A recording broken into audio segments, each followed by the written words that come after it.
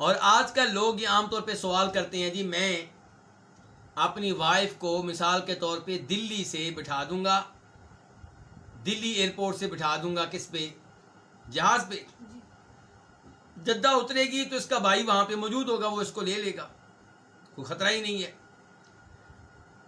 پہلی بات یہ ہے کہ خطرہ ہو یا نہ ہو، خطرہ ہو یا نہ ہو، شریعت نے اس سے روک دیا، رک جانا چاہیے. اور خطرہ ہوتا ہے، ضروری نہیں کہ ہر دفعہ ہو. شیخ البانی رحمہ اللہ نے اس مسئلے پہ گفتگو کی ہے. وہ کہتے ہیں جی لوگ کہتے ہیں خطرہ نہیں ہے. انہوں نے پھر بتایا کہ فلاں موقع پہ ایک عورت کو ایسے ہی ایک فلائٹ پہ بٹھا دیا گیا، جہاز پہ بٹھا دیا گیا، اور جہاز جو ہے وہاں پہ نہیں جا سکا جہاں پہ وہ عورت جا رہی تھی. اسے کسی وجہ سے کسی اور کنٹری میں، کسی اور ملک میں، کسی اور شہر کے ایئرپورٹ پہ اترنا پڑ گیا. اب کیا ہوا؟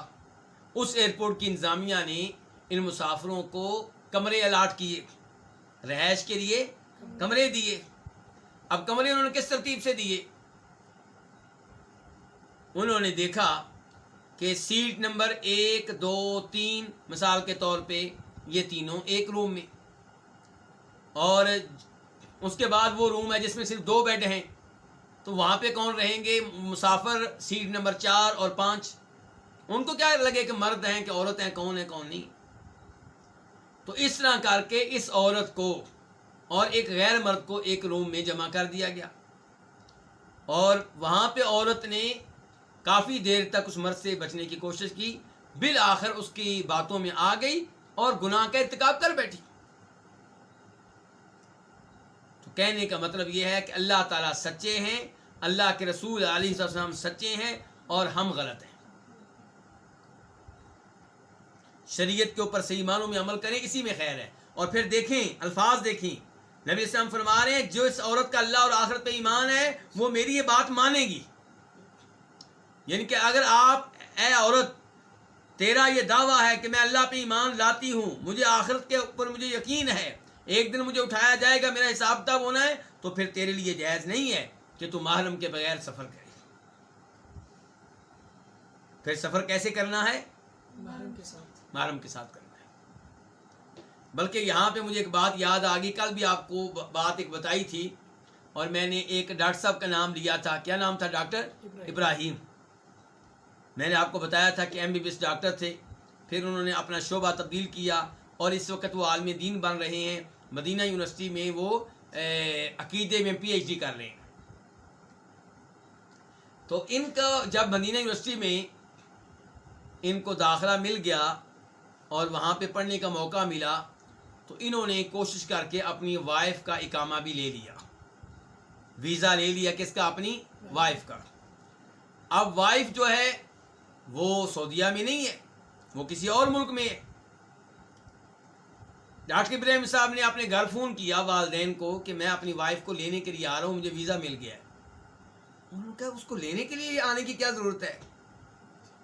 ساری زندگی وہ پڑھنے کے لیے جاتی رہی ہے، کہاں؟ کسی اور ملک میں. تعلیم لینے کے لیے اس نے، یعنی کہ کالج سے پہلے اسکول لیول پہ اس نے پڑھائی اپنی کہاں کی ہے؟ کسی اور ملک میں کی ہے. چھٹیاں گزارتی تھی والدین کے پاس، اور باقی 9 مہینے وہ پڑھائی کرنے کے لیے کسی اور کنٹری میں جاتی تھی. تو سفر تو پہلے سے وہ کرتی رہی ہے، اس کو کس چیز کا ڈر ہے، کس چیز کا خوف ہے؟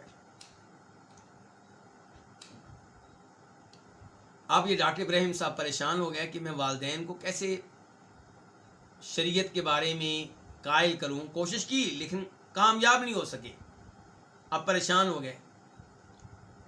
اب انہوں نے فون کیا ایک عالم دین کو، عالم دین کا نام بتا رہا ہوں، ڈاکٹر فضل الہی. ان کی کتاب تقسیم ہوتی ہے حج عمرے کے موقع پہ، جس کا عنوان ہوتا ہے کہ نبی علیہ الصلوۃ والسلام سے محبت کی علامات. بڑی شاندار کتاب ہے، آپ یہ پڑھیں. نبی علیہ الصلوۃ والسلام سے محبت کی علامات، کہ جو آپ سے محبت کرتا ہے اس محبت کی علامت اور نشانی کیا ہے. میں دیکھ رہا ہوں شاید مجھے کتاب نظر آ جائے تو میں آپ کو ابھی دکھا دوں، لیکن بہرحال اس میں پھر تاخیر ہو جائے گی. کہنا یہ چاہتا ہوں کہ ڈاکٹر ابراہیم صاحب اب فون کر رہے ہیں ڈاکٹر فضل الہی کو کہ مجھے بتائیں جی یہ صورتحال ہے، والدین نہیں مان رہے، تو اس مجبوری کی وجہ سے کیا میں اپنی وائف کو بلا سکتا ہوں، یعنی کہ میں نہ جاؤں اور وائف آ جائے؟ تو ڈاکٹر صاحب نے کہا اس معاملے میں والدین کی اطاعت نہیں کرنی، اس معاملے میں والدین کی بات نہیں ماننی، خود آپ جائیں اور اپنی وائف کو لے کر آئیں۔ دونوں پڑھے لکھے، وائف ڈاکٹر ہے، پڑھی لکھی ہے، لیکن اللہ کا حکم، اللہ کے رسول کا حکم سب سے آگے ہے۔ اور یہاں سے یہ بھی آپ عبرت حاصل کریں کہ ایسے مواقع پہ والدین کی اطاعت نہیں کی جاتی، لیکن اس کا مطلب یہ بھی نہیں کہ آپ والدین کی توہین کریں، گستاخی کریں، بدتمیزی کریں، ان کو قائل کرنے کے لیے لڑائی جھگڑا کریں۔ نہیں، ادب سے، پیار سے، محبت سے منت کریں، سمجھائیں تو ٹھیک، ورنہ کسی اور طریقے سے آپ شریعت پہ عمل کریں، چاہے ان کے والدین کے حکم کی خلاف ورزی ہو جائے، لیکن ان کے سامنے نہ آئیں۔ یہ لفظ کہنے کی ضرورت نہیں ہے میں نے آپ کو بڑا سمجھا لیا، آپ نہیں مانتے، میں اب شریعت پہ عمل کروں گا، اس انداز سے دھمکیاں دینے کی ضرورت نہیں ہے۔ پیار سے آپ کہیں ابا جی اللہ کا حکم ہے، امی جان نبی علیہ السلام کا فرمان ہے، یہاں پہ میں کچھ نہیں کر سکتا، اپنا عذر پیش کریں۔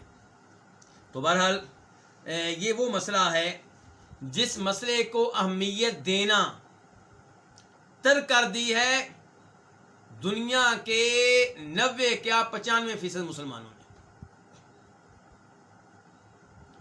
90% مسلمان اس مسئلے کو مسئلہ ہی نہیں سمجھتے، اور پھر کہتے ہیں اللہ ہم سے ناراض ہے، اللہ ہم سے روٹھا ہوا ہے، مسلمانوں پہ پریشانیاں کیوں آتی ہیں، مشکلات کیوں آتی ہیں۔